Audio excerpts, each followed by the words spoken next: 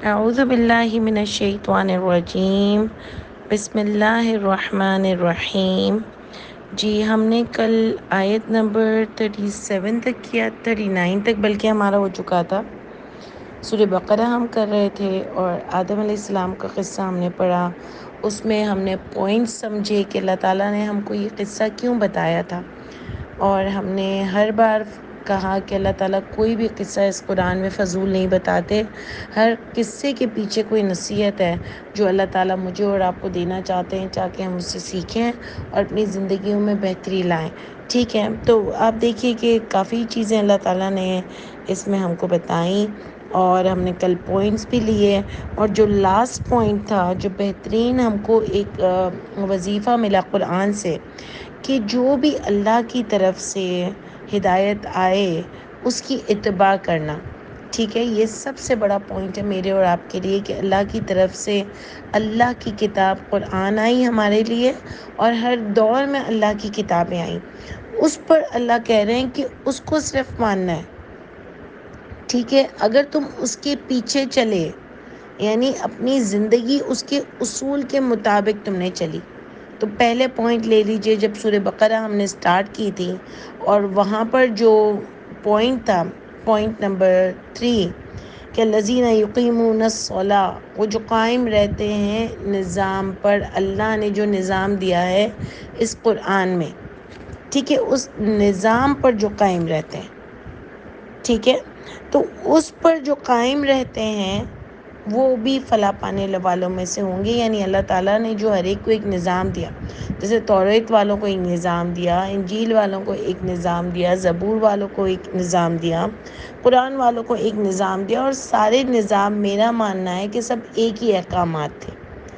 بس اللہ تعالیٰ نے جتنے بھی واقعے بتاتے چلے گئے، اور ہر قرآن یہ بتاتی چلی گئی کہ جو بھی لوگوں نے قرآن میں ایڈیشن کیا ہے، ہر کتاب یہ بتاتی چلی گئی کہ جو بھی نبیوں کے بعد جو لوگوں نے اللہ کی کتاب میں ایڈیشن کیا وہ غلط ہے۔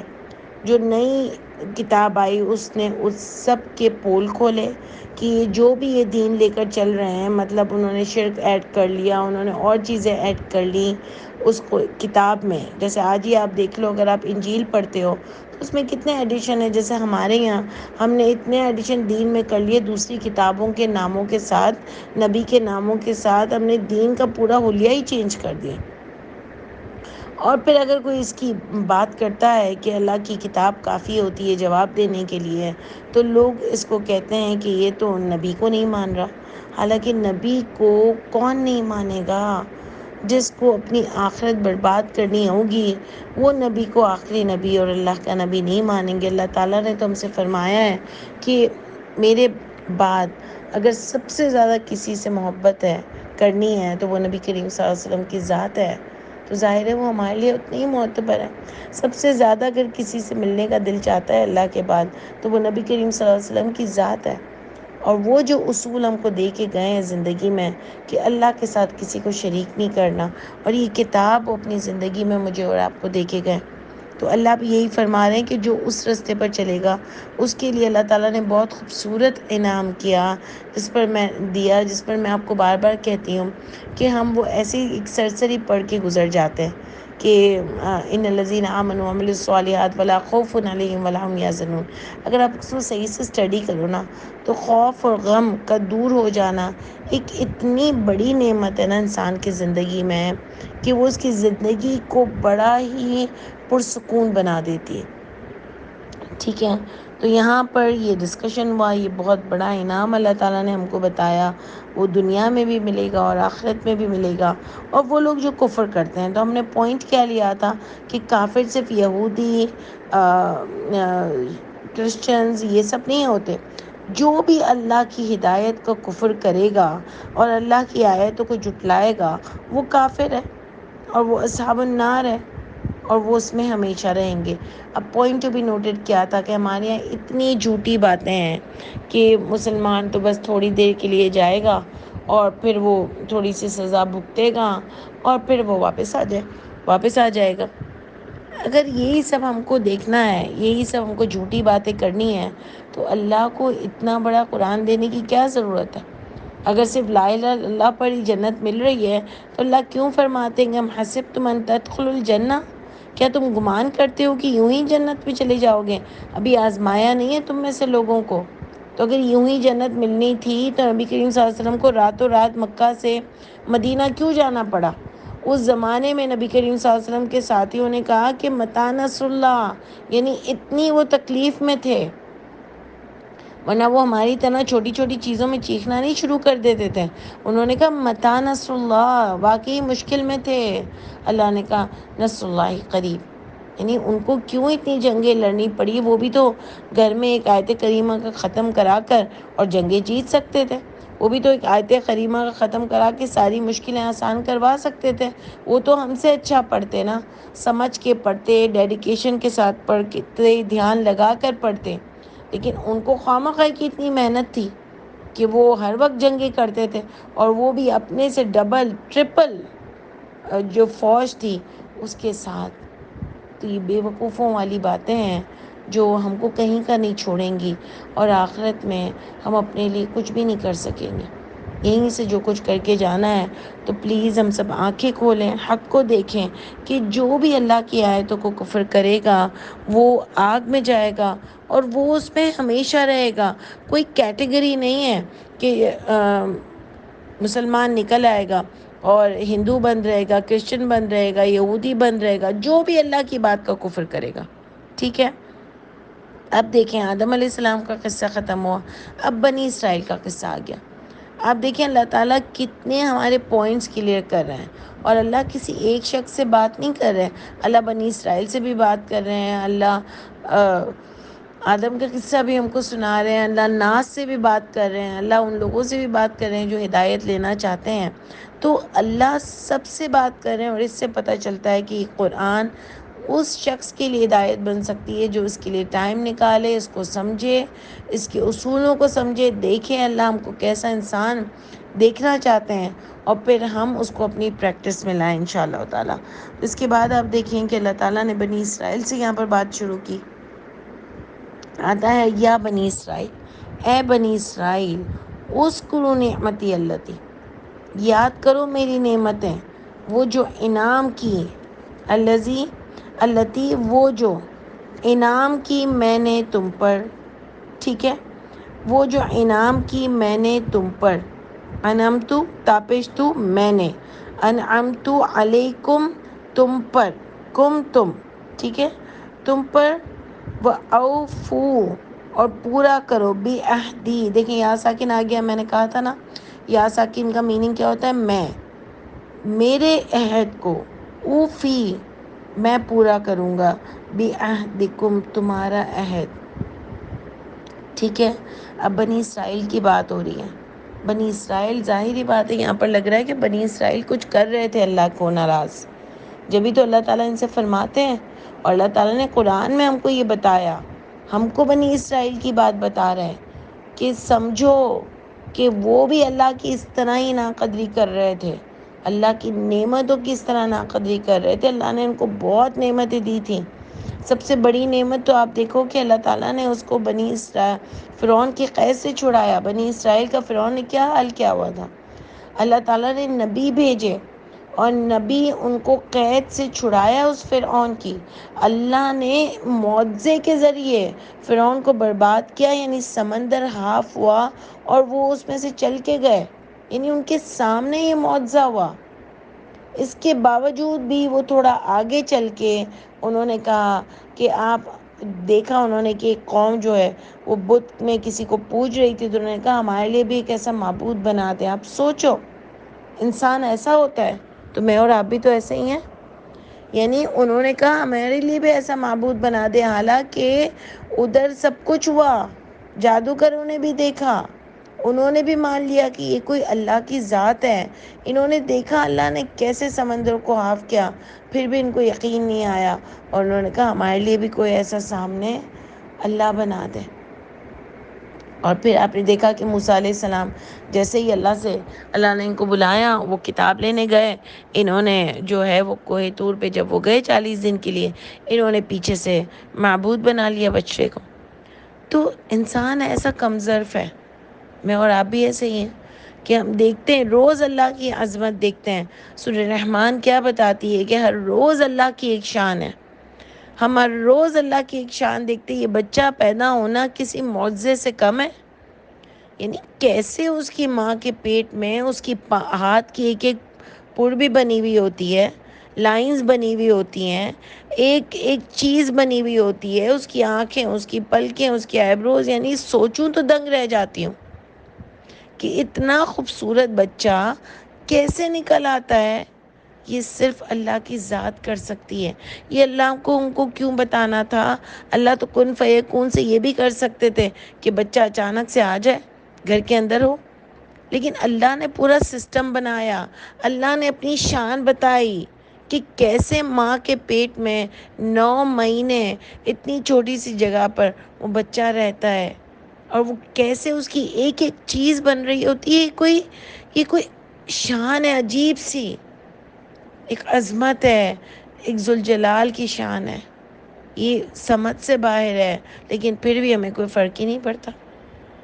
یہ دن کیسے ہوتا ہے، یہ رات کیسے ہوتی ہے، یہ کیسے ایک نظام چل رہا ہے. یہ کون قدرت ہے؟ مجھے پتہ ہے اللہ ہے، لیکن اس قدرت والے رب کی میں وہ قدر نہیں کر رہی. ہمارے یہ سب ایسے چھوٹے چھوٹے لوگوں کو اگر تھوڑی اونچی سیٹ مل جائے نا تو ہم اس کے آگے جھک جاتے ہیں کہ بھئی اس سے میرا کام نکلوانا ہے، اس لیے ابھی اس کے ہاں میں ہاں ملاؤ.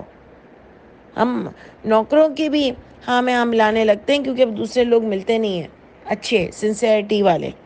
تو آپ دیکھو پھر بھی ہم اللہ کی ہاں میں ہاں نہیں ملا رہے، ہم اللہ کی اتنی قدر نہیں کر رہے، ہم اللہ کو ویلیو نہیں دے رہے کہ مجھے میرا کام بنانے والی ذات تو صرف وہی اللہ ہے. وہ رب ذوالجلال ہیں، وہ جو کہتے ہیں میں تمہاری سنتا ہوں، جب بھی تم مجھے پکارتے ہو میں سنتا ہوں. لیکن میرے پاس ٹائم نہیں ہے اس اللہ کے لیے، مجھے قدر نہیں ہے اس اللہ کی. میں بڑی سوفسٹیکیٹڈ بنتی ہوں کہ اگر میرے اوپر کوئی ذرا سا احسان کر دے میں کہتی ہوں میں کبھی نہیں بھولتی. جب بھی وہ مجھے آواز دے گی نا میں اس کے ساتھ کھڑی ہوں گی، چاہے اس نے کچھ بھی کیا ہو، کیونکہ میں بھول نہیں سکتی کہ اس نے میرے ساتھ کیا کیا ہے. تو میں اللہ کو بھول گئی ہوں؟ اللہ نے میرے ساتھ کیا کیا کیا ہے. زندگی کے ہر لمحے اللہ نے میرا ساتھ دیا ہے. اگر میں وہ لمحے یاد کروں تو مجھے تو صرف وہی یاد رہتا ہے کہ مجھے یہ نہیں ملا، میرے پاس یہ نہیں ہے، میرے ساتھ یہ ہوا، میرے ساتھ یہ ہوا. جو اللہ نے مجھے دیا ہے، اگر میں آنکھ کھول کے اس وقت سے گننا شروع کروں نا کہ میری آنکھ کھل گئی ہے، میرا جسم چل رہا ہے، میرے پاؤں چل رہے ہیں، میری فیملی ہے، میرا گھر ہے، میرے بچے ہیں، میرے پیار کرنے والے میرے ماں باپ ہیں، میری پورا جسم میرے کنٹرول میں ہے الحمدللہ. یہ صرف اللہ کی شان ہے. لیکن میں بھول جاتی ہوں.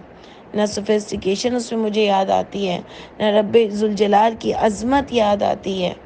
بس اللہ تعالیٰ ہم سب کو اپنی قدر کرنے والا بنائے.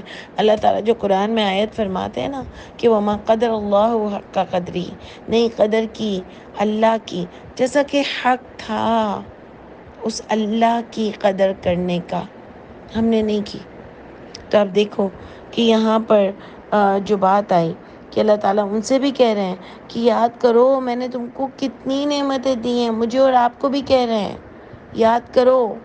اور میں تو سب سے بڑی بات دیکھوں نا تو آج اتنے مشکل دور میں بھی خاص کر جو اچھے ویل سیٹلڈ لوگ ہیں وہ دیکھیں کہ اتنی مہنگائی میں بھی ہم کھا پی رہے ہیں.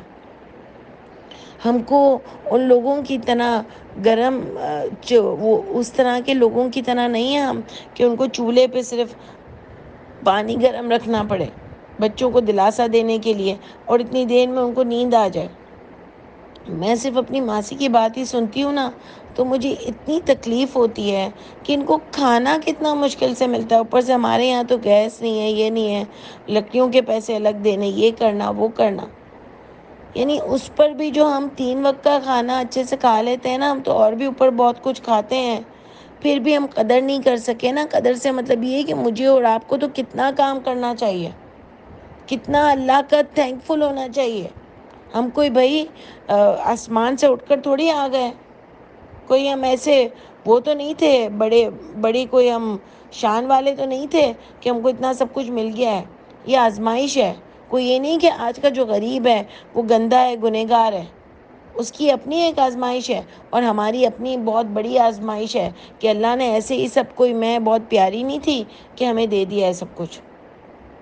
یہ اللہ تعالیٰ کی ہم پر بہت بڑی رحمت ہے اور ہمارا فرض ہے کہ ہم اللہ کی قدر کریں اور ہم آگے لوگوں کی بھی خدمت کریں.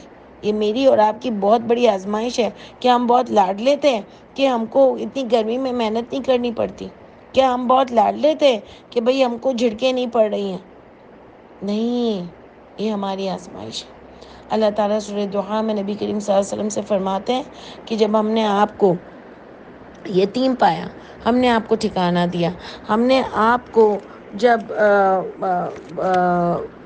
ہدایت گمراہ پایا، ہم نے آپ کو ہدایت دی، ہم نے آپ کو فقیر پایا، ہم نے آپ کو غنی کر دیا. اب آپ بھی یتیموں کو نہ جھڑکیے گا. یعنی قدر اس طرح ہوتی ہے کہ اللہ تعالیٰ نے جب مجھے اور آپ کو اتنا دیا، ایک تو ہم اس کے تھینکفل اور ہر وقت روتے نہ رہے. بہت دیا ہے اللہ نے مجھے اور آپ کو، کس کس چیز کا احسان مانے. اتنا دیا ہے تو اگر دیا ہے تو ایک تو شکر ادا کریں اور قدر اس طرح کرنی ہے کہ اللہ کی باتوں کو، کہ اللہ تعالیٰ آپ نے مجھے اتنا دیا ہے، اتنا مجھے اچھا رکھا ہے اس مشکل دور میں بھی. اللہ تعالیٰ آپ کی میں جتنا احسان مانوں، میں آج کے بعد سے آپ کی ایک بھی حکم عدولی نہیں کروں گی اور اس کی پوری کوشش کروں گی کہ میں آپ کو راضی رکھ سکوں. اللہ کرے کہ میں بھی ایسے کر سکوں اللہ سے وعدہ پورا. اللہ کرے میں بھی بہت بہت بدتمیز اور گندی ہوں. اللہ تعالیٰ ہم سب کو صحیح راستے پر رکھیں، ہم سب کو طریقے والا بنائیں، ہم سب کو قدر کرنے والا بنائیں. کہ آپ دیکھیں کہ انہوں نے کہا اے بنی اسرائیل یاد کرو میری نعمتیں، وہ جو انعام کی تھی میں نے تم پر، اور اب تم بھی میرا وعدہ پورا کرو. یعنی میں نے تم پر جب قدر کیے تو تم بھی وعدہ پورا کرو. کیا تھا وعدہ؟ کہ لا الہ الا اللہ، اللہ تعالیٰ آپ کے سوا کوئی معبود نہیں ہے. ہر دور میں یہی وعدہ تھا کہ اللہ تعالیٰ آپ کے سوا کوئی معبود نہیں ہے، آپ کے سوا کوئی معبود نہیں. تو پھر اس کی بندگی میں بھی تو آنا ضروری تھا نا، یہ وعدہ تھا نا، تو پورا نہیں کیا. اللہ فرماتے ہیں تب میں بھی وعدہ پورا کروں گا. فَإِيَّايَ فَارْهَبُونِ، بس مجھی سے بس تم ڈرو. یعنی مجھ سے ڈرو کہ اگر تم نے میری بات نہ مانی تو تمہارا انجام بہت برا ہوگا. اللہ تعالیٰ نے پیار سے کیا کیا نہیں دیا، ان کو منو سلوا دیا. مجھے اور آپ کو کیا کیا نہیں دیا بتائیں. ہر قسم کی چیزیں کھانے کی، اور قسم کے فروٹس، اور قسم کی سبزیاں، ہر قسم کے مزے اللہ تعالیٰ نے مجھے اور آپ کو دیے ہیں. تو اب دیکھیں اللہ تعالیٰ ان سے کہہ رہے ہیں مجھی سے تم ڈرو، وہ آمنو، اور ایمان لاؤ. دیکھیں پہلی بات کیا ہو رہی ہے، ایمان لاؤ. بما انزلتو، اس سے جو نازل کیا میں نے، تاپیش تو میں نے، دیکھیں یا ساکن بھی میں نے، تاپیش تو بھی میں نے، ٹھیک ہے. نازل کیا میں نے، مصدقا لما معکم، تصدیق کرتی ہے جو تمہارے پاس بھی ہے. یعنی سب کو کہہ رہے ہیں کہ میری قدر کرو جو میں نے تمہیں کیا، جو میں نے تمہاری نعمتیں دی تم کو. اب جو قدر کرنے سے کیا کرنا ہے تمہیں، کہ ایمان لاؤ جو میں نے نازل کیا ہے، جو تصدیق کرتی ہے جو تمہارے پاس بھی ہے. یعنی ہر کتاب دوسری کتاب کی تصدیق کرتی ہے کہ یہ اللہ کی کتاب ہے، آپ ٹیلی کر لو. جس ذاکر نائک وہ جو لوگوں کو بتاتے ہیں ٹیلی کر کے کہ ان کی بک میں بھی یہی لکھا ہے اور ہماری بک میں بھی یہی لکھا ہے، تو میوچل باتیں ایک ہی ہیں. اور واقعی آپ کسی کرسچن سے بات کرو، میں کتنے کرسچن سے بات کر چکی ہوں، وہ لٹرلی جو باتیں بتاتے ہیں نا وہی ہماری چیزیں. وہ 20% زکوٰۃ دینے کی بات کرتے ہیں. وہ کہتی ہیں کہ بھئی شادی سے پہلے کوئی ایسا سیکس ملاپ الاؤ نہیں ہے جو آپ باہر لوگوں کو دیکھتے ہیں. شراب الاؤ نہیں ہے بالکل بھی. لوز کپڑے پہنے عورتوں کو، خاص کر کے راتوں میں چرچ میں جانا جو ہے وہ اللہ تعالیٰ کو بہت پسند ہے. تو آپ دیکھو بہت ساری باتیں سملر ہیں. پھر ہم نے چینجز کر دی اور ہم نے دین میں بگاڑ پیدا کر دیا. ورنہ اللہ کے اصول پہلی جب آدم علیہ السلام کی جب شروع ہوئی زندگی، جب سے اب تک اللہ کے اصول اور نظام ایک جیسے ہیں. اللہ ایک ہی طریقے کا نظام چلاتے ہیں. یہ اللہ کا اصول ہے، اللہ کی سنت ہے. تو آپ دیکھو کہ اللہ تعالیٰ یہاں پر فرما رہے ہیں کہ وہ جو تصدیق بھی کرتی ہے جو تمہارے پاس کتاب ہے. بنی اسرائیل کو کہہ رہے ہیں کہ جو موسیٰ کو کتاب کی، وہ جو تمہارے پاس پہلے کتاب تھی، کیونکہ ہر دور میں کتاب رہتی ہے. اگر کتاب نہ ہونا تو انسان تو آرام سے کہہ سکتا ہے کہ اللہ تعالیٰ کوئی کتاب تھی نہیں، میں کس پہ چلتا، لیکن ہر دور میں رہتی ہے، اور اسی کے ہوتے ہوئے نبی دوسری کتاب لائے تو اب تصدیق کر لو آپ کی کتاب سے۔ ہمیشہ اللہ نے یہ کہا مصدقا لما بین یدی، یعنی دیکھیں اللہ تعالیٰ یہ نہیں کہہ رہے کہ آنکھیں بند کر کے نبی کو مان لو، اللہ عقل پہ بلاتے ہیں انسان کو کہ تصدیق کر لو، غور و فکر کرو، ٹیلی کرو، یعنی بیٹھو ڈسکشن کرو، آیتیں ملاؤ، بات چیت کرو، عقل پہ بلاتے ہیں اور ہر ایک کو سمجھ آئے گا۔ کوئی یہ نہیں سمجھے کہ میں میری بہت ایجوکیشن ہے تو میں ہی قرآن کو سمجھ سکتا ہوں۔ ہر ایک کو سمجھ آئے گا۔ کیوں؟ اس لیے کہ لوگ کہتے ہیں کیسے تم یہ بات کرتی ہو بھائی، ہر ایک کو کیسے سمجھ آ سکتا ہے؟ اس لیے کہ اس کتاب سے ہر ایک کو جواب دینا ہے اللہ کو، تو یہ کتاب اللہ نے ایسی بنائی ہے کہ سب کو سمجھ آئے گی۔ اور اللہ خود فرماتے ہیں بہت آسان ہے، تفصیل لکل شیء ہے، مبین ہے، واضح ہے۔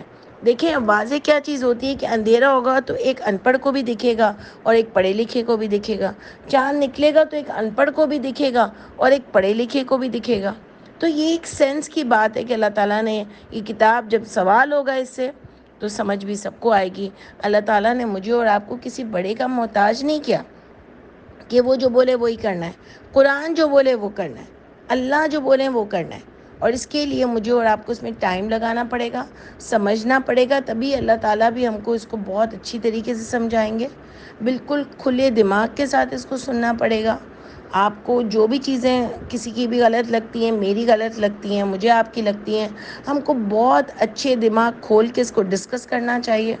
پھر اللہ سے دعا بھی کرنی چاہیے کہ اللہ تعالیٰ ہم کو اس کو ویسے ہی سمجھا دیں جیسے آپ نے نبی کریم صلی اللہ علیہ وسلم کو ان کو سمجھایا تھا، ہم کو ویسے ہی اس کو سمجھنے والا بنائے جیسے نبی کریم صلی اللہ علیہ وسلم نے اس کو سمجھا تھا۔ تو آپ دیکھو کہ اللہ نے فرمایا کہ اس پر جو تصدیق کرتی ہے، دیکھیں عقل پہ بلا رہے ہیں۔ میں نے آپ کو بتایا تھا نا، اللہ نے انسان کے دماغ کو بڑا پاورفل بنایا ہے، اگر وہ اس کو استعمال کرے گا نا تو وہ کچھ بھی فتح کر سکتا ہے۔ ٹھیک ہے، تو اللہ نے یہاں پر کا تصدیق کر لو، اور ولا تکونوا اول کافر بھی، اور نہیں تم ہو جاؤ پہلے کافر، ولا تشتروا بآیاتی ثمنا قلیلا، اور نہیں تم بیچو میری آیتوں کو چند قیمت پر، فإیایا فاتقون، بس مجھی سے بس تم ڈرو۔ انشاءاللہ اس کو کل ہم کریں گے کیونکہ یہ بڑی زبردست آیت ہے اور یہ آپ کی کلپ لمبی ہو جائے گی، تو میں نہیں چاہتی کہ بہت زیادہ لمبی کلپ دوں آپ لوگوں کو۔ تو انشاءاللہ اس آدھی آیت کو ہم کل اور ڈسکس کریں گے کیونکہ اس میں بڑے زبردست پوائنٹس ہیں انشاءاللہ تعالیٰ۔ اللہ تعالیٰ ہم کو اس کو بہترین سمجھنے والا بنائے۔ سبحان ربک رب العزت عما یصفون وسلام علی المرسلین والحمد للہ رب العالمین۔ السلام علیکم ورحمۃ اللہ وبرکاتہ۔